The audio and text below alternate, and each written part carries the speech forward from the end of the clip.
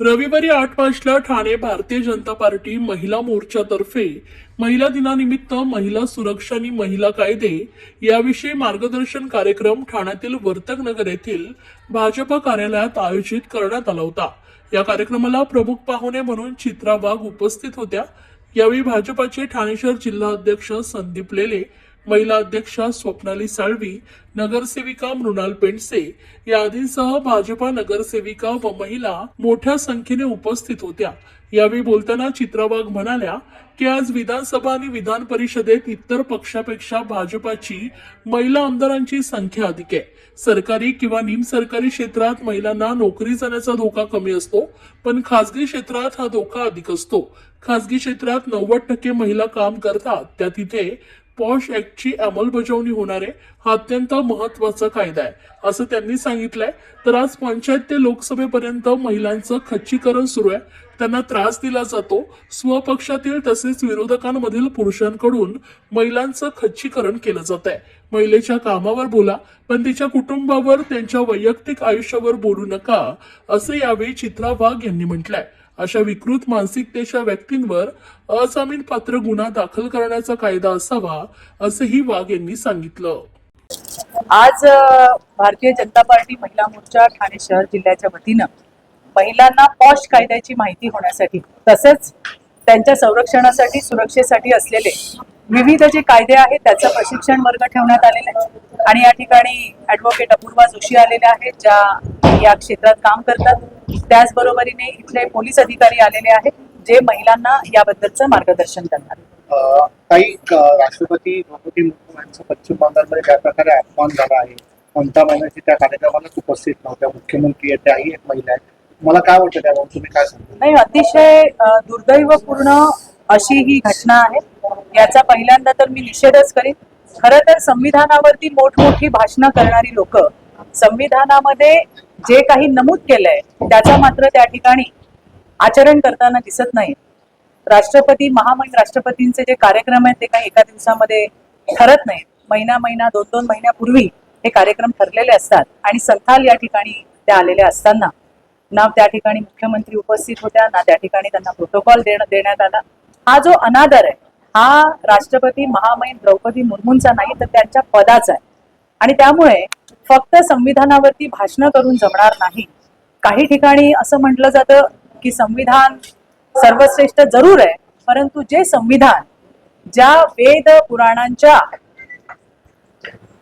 पुराण असेल, शास्त्र असेल यांच्यावरच आधारित असं आपलं जे संविधान आहे त्याला कुठेतरी कमी लेखण्याचा अशा पद्धतीचे घटना सुद्धा किंवा बोलणं सुद्धा झालेलं आहे। तर मला वाटतं तेही चुकीचं आहे, कारण या सगळ्याचा गाभा हे आपले वेद पुराण आहे। वेद आपल्याला मर्यादा शिकवतात, आपल्याला त्या ठिकाणी शास्त्र जे आहे ते आपल्याला संस्कार शिकवतात, आणि आपल्याला संविधान जे आहे ते अधिकार शिकवतात। त्यामुळे फक्त अधिकारांवरती आणि कायद्यांवरती समाज चालत नाही।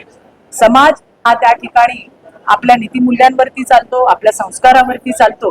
तर याही गोष्टींचा त्या ठिकाणी बघणं अतिशय गरजेचं आहे असं मला या ठिकाणी वाटतं।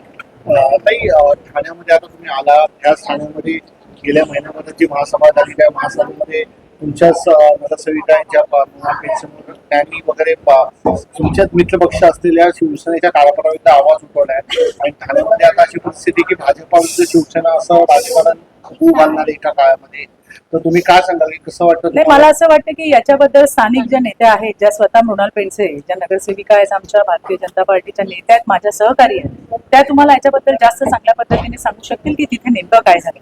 मला फक्त कळाली माहिती की काय झालंय, परंतु निश्चित काय झालंय ते त्या सांगू शकतील आणि भूमिका पण मांडू शकतील। मला असं वाटतंच, नेहमीच असं मला वाटतं की पंचायत पासून पार्लमेंट पर्यंत आज महिला त्या ठिकाणी काम करत आहेत, परंतु त्यांचं कुठेतरी मनोबल खच्चीकरण करण्याचं काम हे स्वपक्षीय किंवा विरोधी पक्ष या दोन्हीकडनं पुरुषांकडनं नेहमीच होताना दिसतं। सगळेच असं करतात असं माझं म्हणणं नाही, परंतु काही विकृत मानसिकतेची लोकही आहेत, जे चांगलं काम करणाऱ्या महिलेला थांबवायचं असेल तर तिच्या वैयक्तिक टिप्पणी तिच्यावरती करणं असे प्रकार घडतात, ज्याच्याने त्या बाईचं मानसिक खच्चीकरण केलं जातं। अशांसाठी माझं असं म्हणणं आहे की ती महिला जे काम करते त्या कामावरती चर्चा होऊ शकते, त्या कामावरती तुम्ही तिला बोलू शकता, परंतु तिच्यावरती अशा पद्धतीचा जो पर्सनल अटॅक केला जातो, जो वैयक्तिक हल्ला केला जातो, तो मात्र खपवून घेता कामा नये.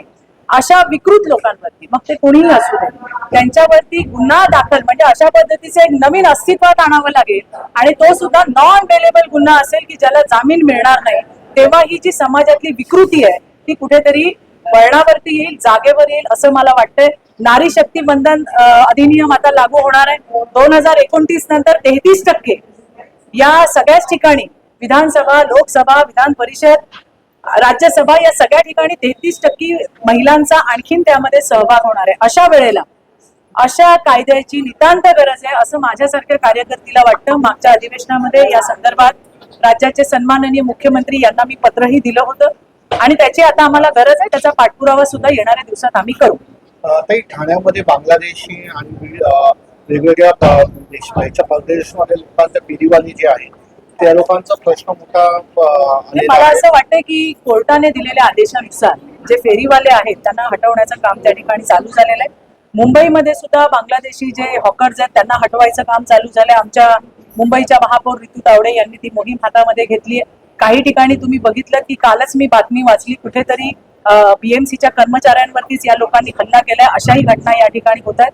परंतु बेकायदेशीर अशी जी लोक त्या ठिकाणी आहेत त्यांना हटवण्याचं काम हे त्या त्या ठिकाणचं प्रशासन करतंय आणि निश्चितपणे येणाऱ्या दिवसामध्ये लोकांना दिलासा मिळेल अशा पद्धतीचं काम हे सगळ्याच महानगरपालिकेमधून होताना आपल्याला दिसेल. तुम्ही अधिवेशनामध्ये डिजिटल बाल सुधारगृह हा विषय मांडलात, तर त्याच्या पुढे काही तुम्ही डिजिटल बाल सुरक्षा धोरण ही आजची गरज आहे. आपण पाहतो की मुलं काय पाहतात किंवा काय नाही, किंवा मला असं वाटतं की पालकांनी त्यांचं पालकत्व हे कळत न कळतपणे त्या मोबाईल्सला देऊन टाकलेलं आहे आणि त्यामुळे मुलांची किती पद्धतीचे क्राईम्स आपल्याला होताना दिसत आहे. छत्रपती संभाजीनगरमध्ये काही मुलांनी, छोटी मुलं आहेत ती, मला वाटतं काही 11 वर्षाची वगैरे मुलं असतील, त्यांनी त्या दुसऱ्या मुलावरती अत्याचार केला. काही आपण बघतो की गेम्स मध्ये इतके वाहत जातात की त्या मुलींनी आत्महत्या केली. अशा घटना राज्यात आणि देशात वाढताना दिसत आहेत आणि म्हणूनच मला असं वाटतं की अशा पद्धतीच्या विधेयकाची गरज आहे.